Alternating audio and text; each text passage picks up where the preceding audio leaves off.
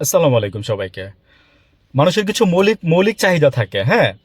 খাদ্য, বস্ত্র, বাসস্থান, চিকিৎসা, আরেকটা যেন কি শিক্ষা।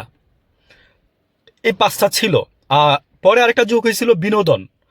তো এখন আমি আরেকটা বলবো, সাথে হচ্ছে নিরাপত্তা।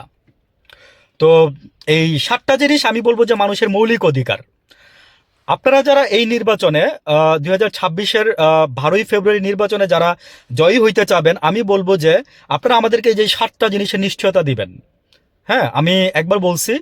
তো পাঁচটা জিনিস আমরা বইয়ে পড়ছি, ছয়টা জিনিস আমরা বইয়ে পড়ছি। নিরাপত্তা জিনিসটা আমি লাগাইলাম। কেন লাগাইছি জানেন? যে যেই সরকারই আসুক না কেন, আপনারা নিরাপত্তা দিতে ব্যর্থ হন।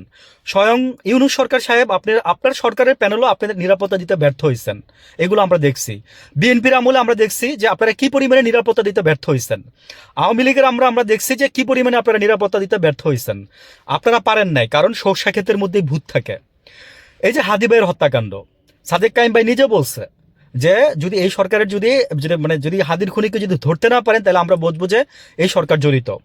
তারপরে হচ্ছে বিএনপির মধ্যে দেখেন, তারপরে এই যে 7 মার্ডার দেখেন, হ্যাঁ, যে মানে নারায়ণগঞ্জের যে 7 মার্ডার দেখেন, তারপরে যে ইলিয়াস আলীর মার্ডার দেখেন, ঠিক আছে। তারপরে হচ্ছে আপনার বিএনপির আমলে এই যে দেখেন র্যাব সৃষ্টি করছিল, আহ, যে র্যাব সৃষ্টি করছিল কে? বিএনপি, খালেদা জিয়া। তো র্যাবের পরে আপনার গুম, এই যে গুম গুম কিন্তু মানে তখনই শুরু হয়েছে। ভাই সত্যি কথা বলবো, মানে মিথ্যা কথা একটাও পাবেন না, শুধু জাস্ট মিলাই নিবেন সবকিছু। গুম আপনার এই যে খালেদার আমলে শুরু হয়েছে। আমি বললাম না যে তখন মানে আওয়ামী লীগকে দমানোর জন্য এই র্যাবই কিন্তু আবার এই যে মানে বিএনপিকে শেষ করে দিচ্ছে একদম তৃণমূলে, আমি বলবো যেটা। তো দেখেন, এই জন্যই বলি যে কারোর জন্য কেউ গর্ত করতে যায়েন না। হ্যাঁ, তাহলে সেই গর্তে আপনি নিজেই পড়বেন। আমার কোনো উদ্দেশ্য নাই, আমার কোনো স্বার্থ নাই ভাই। বাপের দুইটা খায়া এখানে এসে গলাবাজি করি, শুধু জাস্ট গরিব মানুষ যাতে দেশের ভালো থাকে।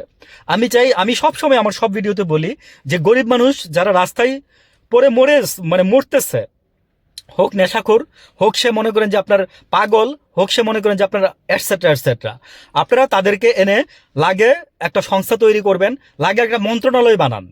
তারপরে আপনারা তাদেরকে, এই মানুষগুলোকে আপনারা জাস্ট মানে লালন পালন করেন, আমি বলবো। কারণ বৃদ্ধ যারা, শিশু যারা আছে, তাদেরকে আমাদের লালন পালনই করতে হয়। ডিমেনশিয়াল বলে একটা রোগ আছে, বৃদ্ধ মানুষ হইলে হয়।